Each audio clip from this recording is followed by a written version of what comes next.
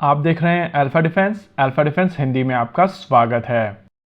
आज के इस वीडियो में हम लोग बात करने वाले हैं GF404 इंजन के बारे में, जो LCA मार्क 1 के लिए ऑर्डर किए गए थे। आप में से ज्यादातर लोगों को ये चीज याद होगी कि लगभग 2 साल पहले हम लोगों ने आपको बताया था कि GE की तरफ से F404 इंजन डिलीवर नहीं किए जा रहे हैं और इसी वजह से LCA मार्क 1 डिले होगा। चलिए, अब अच्छी न्यूज ये है कि HAL को पहला GE F404 मिल गया है, जो 99 इंजन के ऑर्डर के तहत डिलीवर किया गया है। प्रैक्टिकली इस इंजन के आ जाने के बाद में अब भारतीय वायुसेना को LCA तेजस मार्क 1 डिलीवर किए जा सकते हैं।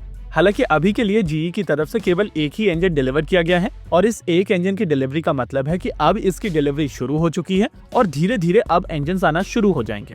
अगर आप GE के ऑफिशियल प्रेस रिलीज को पढ़ेंगे तो आपको वहां पर 3 चीजें समझ में आएंगी। एक, साल 2016 से पहले GE की तरफ से 65 GE F404 इंजन भारतीय वायुसेना के लिए HAL को डिलीवर किए थे।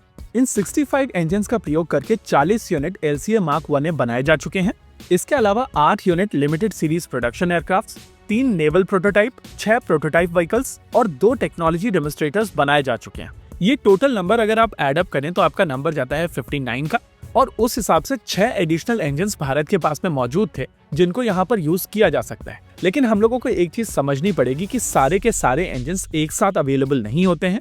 हर एक इंजन की एक लिमिटेड अवेलेबिलिटी होती है और कुछ समय के बाद में आप उन इंजन्स को यूज नहीं कर सकते हैं। इसके अलावा अभी तक देश में इन इंजन्स को लेकर किसी भी तरीके की MRO फैसिलिटी अवेलेबल नहीं है और हर बार इन इंजन्स को ओवरहॉल करने के लिए आपको US भेजना पड़ता है। ओवरऑल 65 इंजन्स होने के बावजूद लास्ट के 2 ट्रेनर एयरक्राफ्ट के लिए भारत के पास में इंजन्स नहीं थे और उससे पहले के कुछ ट्रेनर एयरक्राफ्ट के इंजन्स बचा कर रख लिए गए थे ताकि LCA मार्क 1 का प्रोटोटाइप अपने शेड्यूल टाइम पर टेक ऑफ कर सके। एनीवेज, जो चीजें हुई हैं वो हमारे पीछे हैं और अभी आप अपनी स्क्रीन के ऊपर LA5039 को देख सकते हैं, जो LCA मार्क 1 के सीरियल प्रोडक्शन का 7th एयरक्राफ्ट। वैसे GE की तरफ से इस प्रेस रिलीज में 2 इंटरेस्टिंग चीजें कही गई हैं।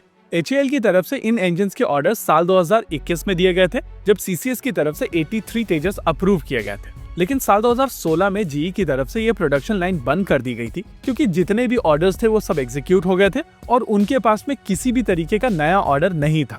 अगर आप थोड़ा पहले से डिफेंस मॉनिटर कर रहे हैं तो आप सभी को याद होगा कि साल 2015-16 के आसपास डिसाइड किया जा रहा था कि LCA तेजस मार्क 1 का ऑर्डर दिया जाएगा, लेकिन CCS का अप्रूवल आया साल 2021 में, यानी कि 5 साल के बाद में। अब हम लोग चीजों को पीछे से देखकर ये बोले कि उस समय भारतीय वायुसेना की गलती थी या HAL की गलती थी या डिफेंस मिनिस्टर की गलती थी, जो उस पॉइंट ऑफ टाइम पर लगभग 4 बार बदले गए थे, तो ये बातें सच नहीं होंगी। और रियलिटी ये है कि हम लोगों का डिसीजन मेकिंग प्रोसेस बहुत ज्यादा स्लो है। इसके अलावा DPSUs प्रोएक्टिव तरीके से काम नहीं कर सकती। बाई नेचर अगर उनको कोई चीज बाहर से खरीदनी है तो उनको CCS का अप्रूवल पहले चाहिए और तब कहीं जाकर उनके फंड्स अप्रूव होंगे। इसके उलट अगर यहाँ पर कोई प्राइवेट सेक्टर कंपनी इन्वॉल्व होती या यहाँ पर कोई स्पेशल पर्पस व्हीकल होता तो वो प्रोएक्टिव तरीके से इन इंजन्स को खरीद कर रख सकते थे।